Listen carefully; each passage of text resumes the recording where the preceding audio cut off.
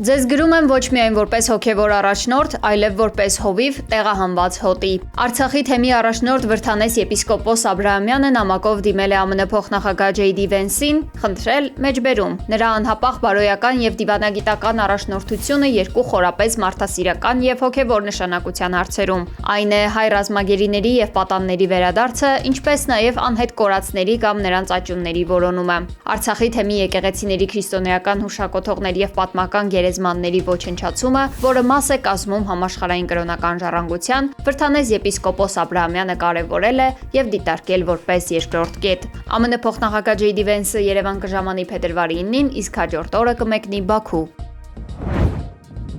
Հիդրոթերապևտաբանության եւ մոնիթորինգի կենտրոնի տվյալներով 2026 թվականի հունվարի 27-ից փետրվարի 2-ն ընկած ժամանակահատվածում Երևանի օդում փոշու պարունակությունը զգալիորեն գերազանցել է սահմանային թույլատրելի շեմը։ Մասնավորապես կենտրոն վարչական շրջանում գերազանցումներ են արձանագրվել ամբողջ շաբաթվա ընթացքում, Արաբկիրում 4 օր, իսկ Նոր Նորքում փետրվարի 1-ին։ Թեև ծծմբի եւ ազոտի երկօքսիդների մակարդակը մնացել է նորմայի սահմաններում, սակայն փոշու բարձր մակարդակը լուրջ մտահոգությունների տեղիք է տվել։ Կենսաբանական գիտությունների թեկնածու Վահագն Վարագյանը իրավիճակը որակել է որպես հերթական քաղաքային կոլապսի նախաշեմ։ Ըստ նրա, խնդրի հիմնական պատճառը քաղաքային իշխանությունների ձնամաքրման աշխատանքների թերի կազմակերպումն է, ինչի հետևանքով մայթեզրերին կուտակվել են աղի եւ աղավազի մեծ կույտեր։ Ձյանհալվելուց հետո այդ կույտերը չեն հեռացվում, ինչն էլ հանգեցնում է օդի աղտոտվածության կտրուկ աճին։ Բնապահպանը զգուշացրել է, որ առաջիկա անձրևների ժամանակ մայթեզրերին մնացած աղավազը կհոսի դեպի հեղեղատար համակարգեր,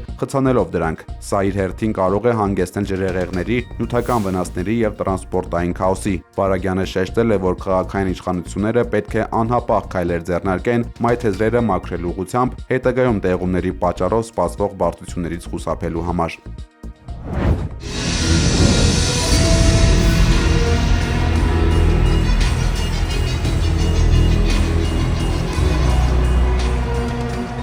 Իտալիայում մեկնարկել են 25-րդ ձմեռային օլիմպիական խաղերը։ Բացման արարողությունը տևել է մոտավորապես 3 ժամ։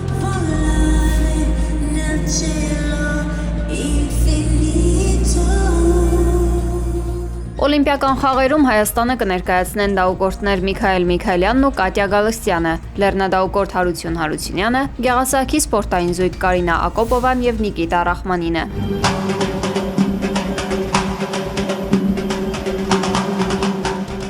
Նիկիտա Ռախմանի եւ Կարինա Ակոպովա զույգը փետրվարի 15-ին կարծրագրում պատրաստվում է սահադաշտ դուրս գալ Արա Գևորգյանի Արցախ ստեղծագործության ներքո։ Ադրբեջանի ազգային օլիմպիական կոմիտեն բողոք է ներկայացրել միջազգային օլիմպիական կոմիտեին գեղասահորդների ընտրած երաժշտության վերաբերյալ, պնդելով, թե միջազգային մարզական միջոցառումը պետք է ապաքաղաքական մնա, իսկ նման ծրագրի ընտրությունը ակնհայտորեն քաղաքական բնույթ ունի եւ հակասում է օլիմպիական արժեքներին։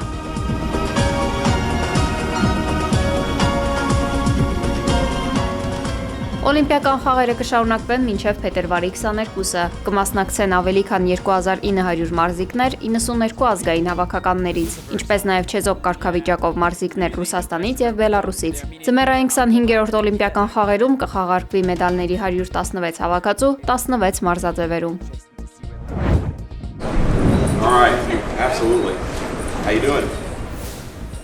Մինչ Իտալիայում զբոսաշրջիկները վայելում էին օլիմպիական խաղերի շունչն ու ոգևորված սպասում բացման արարողության մեկնարկին, տեղացիները բողոքի ալիք էին բարձրացրել այս գվարդիայի հակահումանիստական քայլերի դեմ։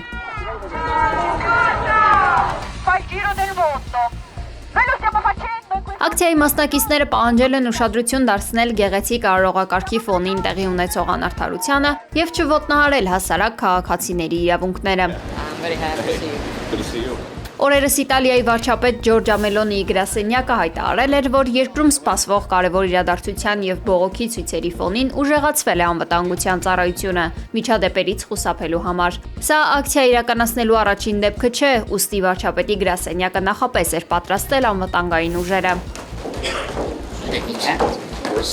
Ձմեռային օլիմպիական խաղերին մասնակցելու նպատակով Իտալիային ժամանել ինչպես մարզիկներ, այնպես էլ բարձրաստիճան պաշտոնյաներ։ ԱՄՆ-ից ժամանել են պետքարտուղար Մարկո Ռուբիոն եւ փոխնախագահ Ջեյ Դի Վենսը։ Նրանց դիմավորել է անձամբ Իտալիայի վարչապետը։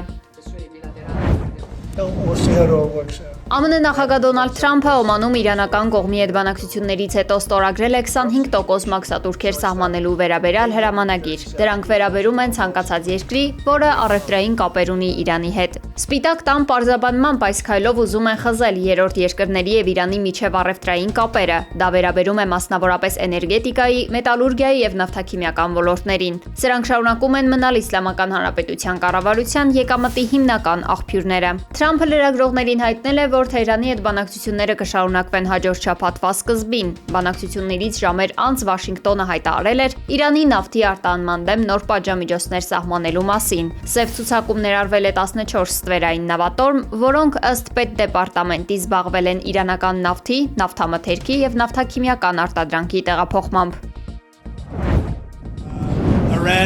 Iran looks like it wants to make a deal very badly. We have to Միացյալ Նահանգները շատ լավ բանակցություններ է ունեցել Իրանի հետ, հայտարարել է ԱՄՆ նախագահ Դոնալդ Թրամփը երկու երկրների պատվիրակությունների հանդիպումից հետո։ I think they probably feel differently. We'll see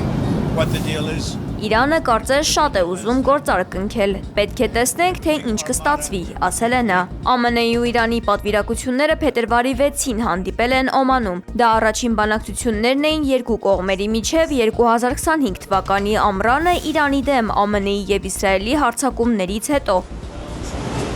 Բանակցություններին մասնակցել են Իրանի արտգործնախարար Աբբաս Արաղչին եւ ԱՄՆ-ի բանագնաց Սթիվ Ուիթքոֆը, Ջարեդ Քուշները, Թրամփի փեսան։ Բանակցությունները եղել են անուղղակի Օմանի արտգործնախարարի միջնորդությամբ, որն առանձին հանդիպել է յուրաքանչյուր կողմի հետ։ Արաղչին իր օմանցի գործընկերոջը ներկայացրել է նախնական պլան Իրանի եւ ԱՄՆ-ի միջև ընթացիկ իրավիճակը կարգավորելու համար, իսկ ամերիկյան պատասխանն էլ բանակցությունների ընթացքում հանձնվել է իրանական կողմին։ Հանդիպումից առաջ իրանական պաշտոնյաները պնդել են, որ ցանկանում են քննարկել միայն միջուկային ծրագրին առնչվող հարցեր։ ԱՄՆ-ն պահանջել է ավելի լայն քննարկումներ, որոնք ներառում են բալիստիկ հրթիռները, Իրանի զինված խմբավորումները, Իրանի վերջին դաժան ճնշումները բողոքի ակցիաների դեմ։ We reinstated also service members who Դոնալդ Թրամփը հույս է հայտնել, որ Իրանը կհամաձայնի ԱՄՆ-ի համար ընդունելի գործարքի։ Նա զգուշացրել էր Իրանին հնարավոր նոր ռազմական հարվածների մասին, հայտարարելով, որ դեպի երկրի ափեր է ուղևորվում հսկայական նավատորմ,